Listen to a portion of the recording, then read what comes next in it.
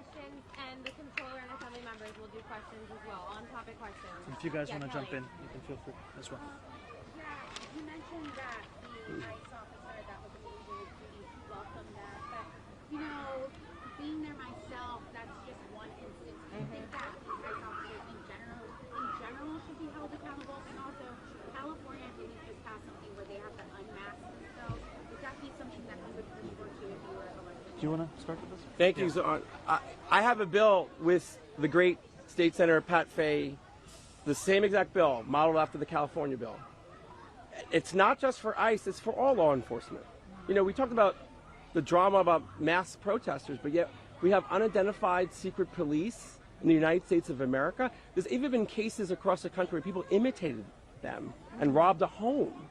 It's un-American for masked police to be enforcing any law, and we know they're not all following the law. You've seen what happened yesterday, as Zohran has said. So many cases are not being videotaped. It's un-American. And I call upon my leader in the Assembly and in the Senate that we pass the MELT Act, which will eliminate the use of masks in law enforcement and force people to have identifiable badge and number.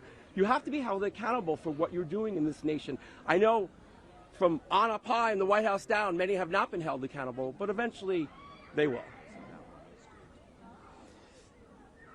And I think the very premise of your question is one that we have to underline. This is but the tip of the iceberg of what we are seeing in terms of ICE's actions across the country.